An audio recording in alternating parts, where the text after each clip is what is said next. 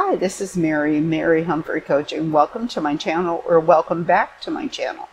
Today we are talking about the key things that you can watch for when dating a new person that may clue you in to them being a narcissist.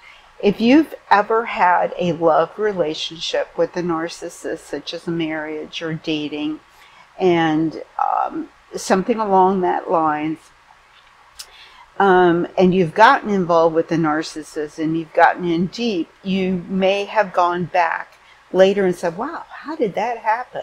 And trust me, I know. And you may have thought, wow, I didn't see those clues. And then it may be because you didn't even know what a narcissist was at the time.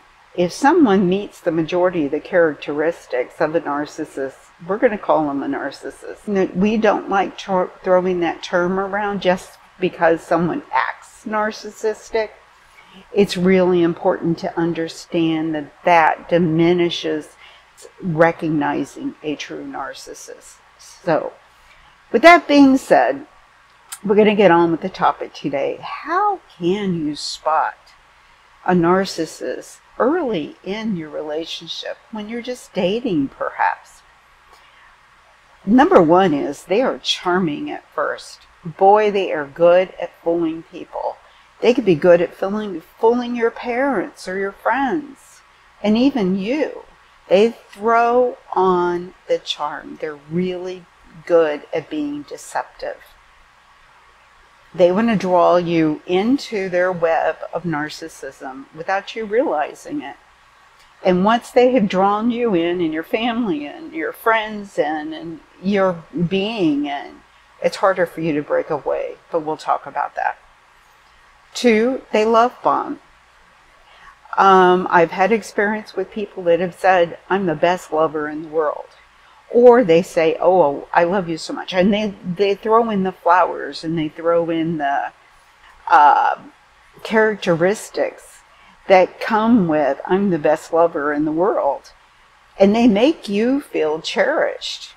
But there are still some things missing that you may not realize in this entire love bombing relationship. But let's talk about what some of those things are. They take your conversation over, and they love talking about themselves. They get a lot of enjoyment talking about themselves. They feed on this type of conversation. You can see them ramp up and maybe get excited, or maybe be calm and cool, but talking about themselves just becomes so good for them. And they'll end up talking about themselves over and over again. They can look like a really positive person that just enjoys their life. But notice how they focus on themselves and not positivity in the world and their experiences and relationships with others. They absorb it and feed off of your compliments. You might say, wow, I love how you have fun in life. Or, wow, I love how you make me feel. Or, I love your, whatever it is you love about them. They feed off of those compliments. This is the biggie. They lack empathy. A person may not see this in the dating realm, especially when they're being love bombed and the narcissist is trying to prove that they're the best thing since sliced bread. But they lack empathy. Watch how they interact with others, how they've interacted in the past, how they're interacting, how they describe the people that have come into their lives and possibly even left their lives. And notice if they lack empathy when they react to situations that you have dealt with or are dealing with. Just look for empathy. They lack long-term friends and family. Now, you can't say you're a narcissist because you lack family or friends. But a narcissist has just gotten rid of people and friends. They're evil towards them. Maybe they've had past relationships where they've had a smear campaign against a girlfriend or a boyfriend. And you think in the back of your mind, just was that person really that bad? You can tell that they are lacking in feelings for this person, and it seems to be a pattern. It's a key thing. Look at their past relationships and even their current relationships. They gaslight you. When you're dating, it could be something really subtle like, oh, you don't really believe that. Or you're a little on the sensitive side. Or did you see what you did there? Or you just need to trust me. So it may be subtle in the beginning. As you know, as time goes on, the gaslighting intensifies. They think they're right about everything and they never apologize. And then they may not have anything to apologize for in the beginning, but you can spot even the subtleties where they know that they've made a mistake and maybe they've talked about their past, but there's no apology, there's no remorse. And I was watching a big case yesterday, and the first thing I noticed, one of the main things I noticed was, it was a big trial, it was a sentencing, and I thought, that woman doesn't show any remorse. Bingo, bingo, bingo. No remorse for the wrongdoings. They don't think they're wrong. They love being the center of attention. They love being the life of the party. Now, in some narcissists, they're not so boisterous. They go to a party, go to a family outing, and they kind of just sit back because they're judging people. And they're already putting the family down. I can't believe she's like she is. And, oh, my husband wouldn't care for these people if he knew the truth about them. And, oh, these people are just being manipulative and he's just following. I mean, it's just a real judgmental attitude. They seek validation. They love validation. And we're talking about positive validation. They feed off of validation. They actually lack in self-esteem in many cases, but they absorb validation to build their self-esteem up. They're controlling and manipulative, and it can be subtle during dating. They may control you or manipulate you by showing up at your door unannounced. Hey, I just care about you and I missed you so much. But what they're really doing is checking up on you. And that's just a small example. In the comments, I'd love to hear what your examples are of controlling and manipulative behavior. It could be in the beginning that they're giving you suggestions of what you can say and not say around their family or friends. That's a way of controlling and manipulating your life and your relationship. The list goes on there. Just look for inklings of controlling and inklings of manipulation. They're often jealous. And the jealousy comes with being critical towards others. They may be jealous because a person bought a new room full of furniture. And this could be a wife that says, I love this furniture. And the husband in the back of his mind is jealous. But later he says, well, I don't know what's so big about them. They got new furniture. They're always getting something new. That's all that matters to them. You know, and he's trying to persuade you to not be excited over the furniture that you liked. It could be something really stupid, but it could be something really intense too. But they are filled with jealousy. They watch what draws you towards other people and towards other things. And they're extremely jealous. They're always on the lookout for something or somebody that can invalidate them, perhaps, or lead you away. They're dismissive. They can dismiss others very easily. They dismiss your feelings. They lack empathy. They dismiss the efforts of others. They're very dismissive. They love competing and they're critical. Life itself is a competition for them. They love to be the best in the working environment. They love to get to the top of the ladder in the environment. They love to be the top of the ladder in their home, in their family. They love to have the best home, the best cars, the less.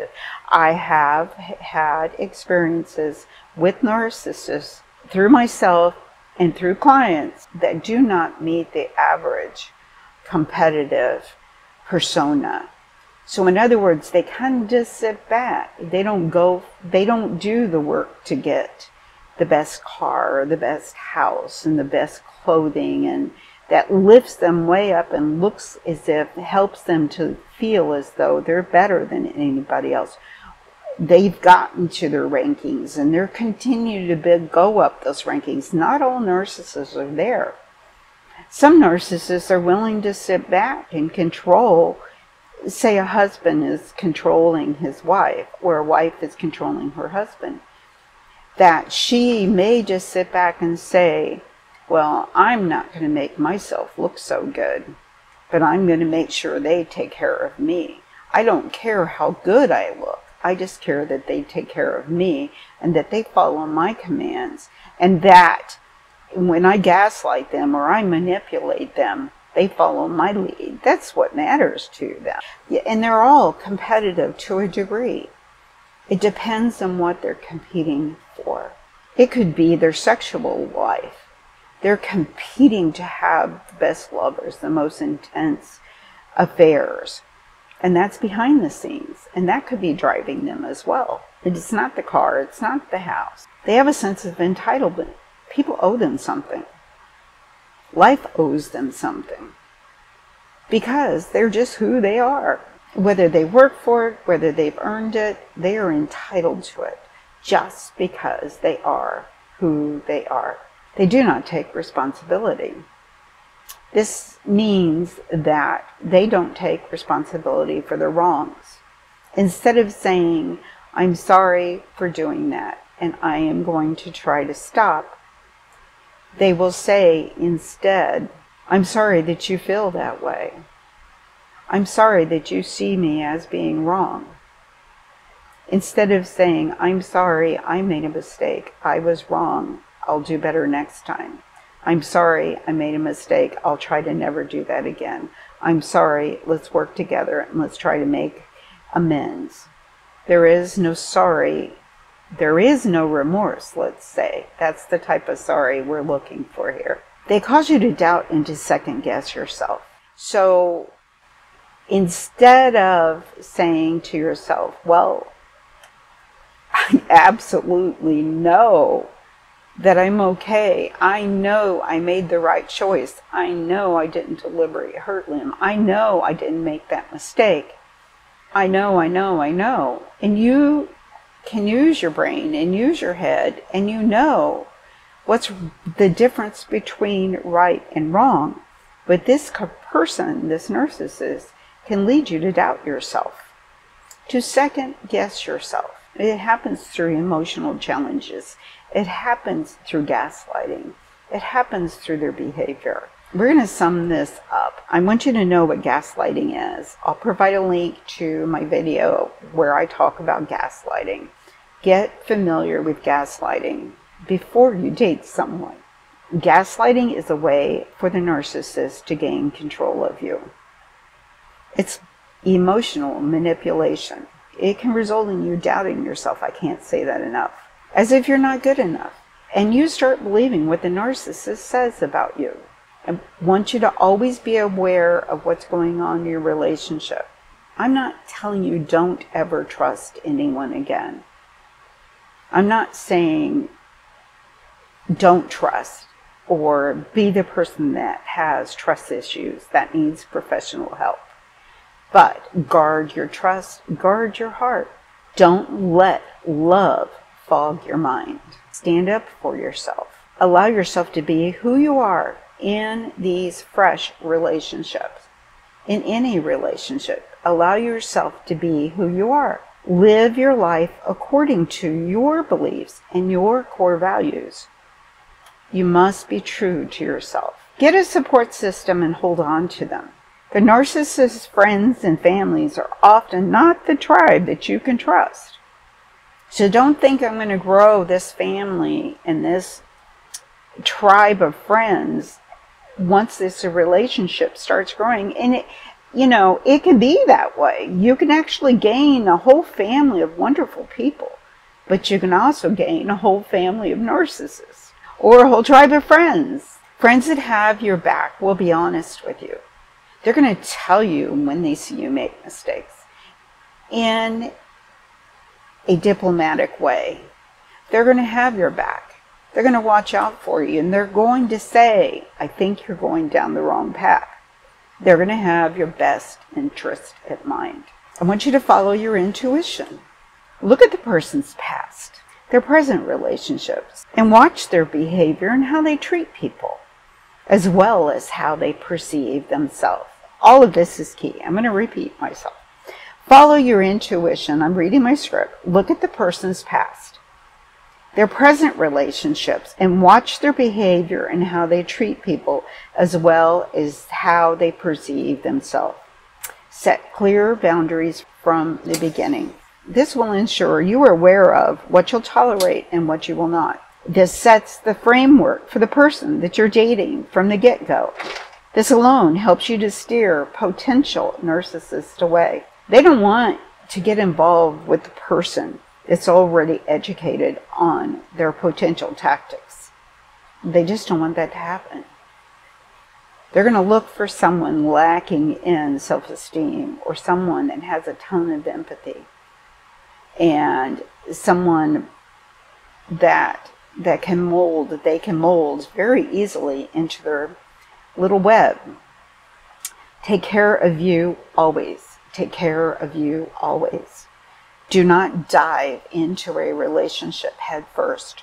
It's much more difficult to get out of the relationship early on compared to after months or years, once the web is filled with history, flying monkeys, people who support the narcissist and you're totally unaware of it until the bomb drops, and people who are against you already because the narcissist has set that path